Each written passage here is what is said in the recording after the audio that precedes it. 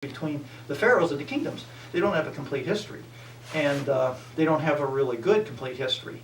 But the Bible has an incredibly accurate and complete history going back all the genealogies and when certain people related to certain Egyptian kings. So basically, they dated the Egyptian pharaoh from the Bible. So basically, you could say carbon-14 is calibrated based on the Bible. It said, how do we know it's accurate? Because we know this from the Bible, and okay, we can calibrate it. Very interesting, huh? So how could you use a method that you calibrated by the Bible to disprove the Bible?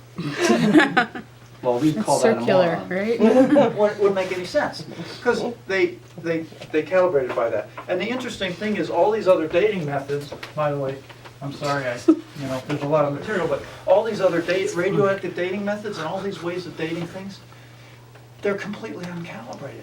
There's no way to validate them or invalidate them. You don't have something you can validate and say, I know this is true, observe this, let's check it. You can't do that. You don't know what the original concentrations were.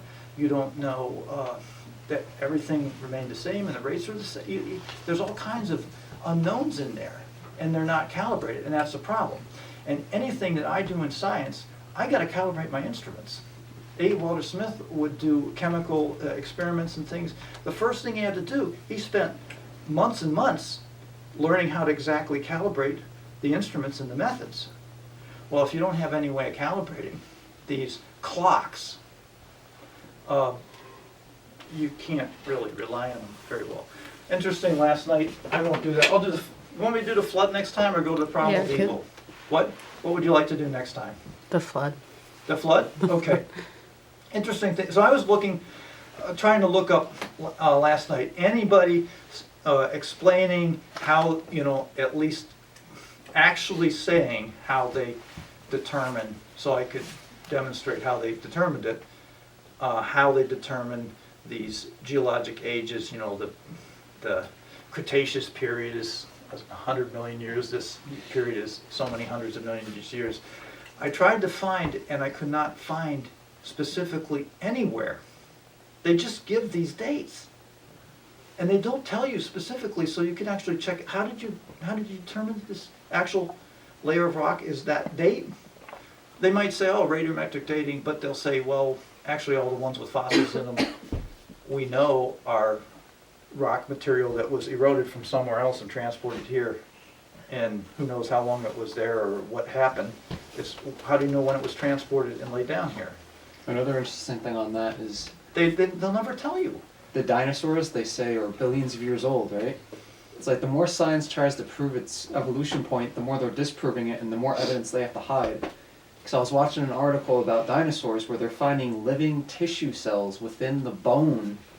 Well, they're not these living. dinosaurs. They're not living. They're maybe They're they're not not- living, but they're together. They But haven't decayed. they're soft tissue. They're soft tissue and They- dinosaur bones. That They found doesn't some happen. red blood yeah, cells, red blood in the marrow yeah. of Tyrannosaurus rex bones. So they can't. That be was millions of actually in years the old. late 1990s. Yep. So, how long ago was that? T-Rex buried if it's got bone marrow in it. So anyway, we can talk about that too. But whatever you'd like to talk about. Next time, maybe the flood, right? And please go ahead and bring your questions. Thank you for those questions. I hope I answered them. Did I? What's that? I think so. You think so? If not, come ask me, pursue it some more. Yes. I just have a comment. If you have ever studied the physiology of the human body, I don't see how you can negate a design. It is so precise, so incredibly designed that how could it have happened by accident? I mean, the simple thing of a birth. When a baby is in the womb, he's getting his oxygen from the mother's blood. There's a hole in the heart, so the blood goes from side to side because it's not going to the lungs. The minute that baby is born, that hole closes and he takes a breath. Now, And that's all programmed exactly. to happen exactly the right time in the right Yes. sequence. Yeah. So everything is programmed. Mm-hmm. If one thing, it's interesting, people wonder, oh, why did I get sick? Why did this person die? I'm wondering, why am I Yes, still walking. alive? I mean, if you start to learn how many things could possibly go wrong, it's like unbelievable. It's incredible.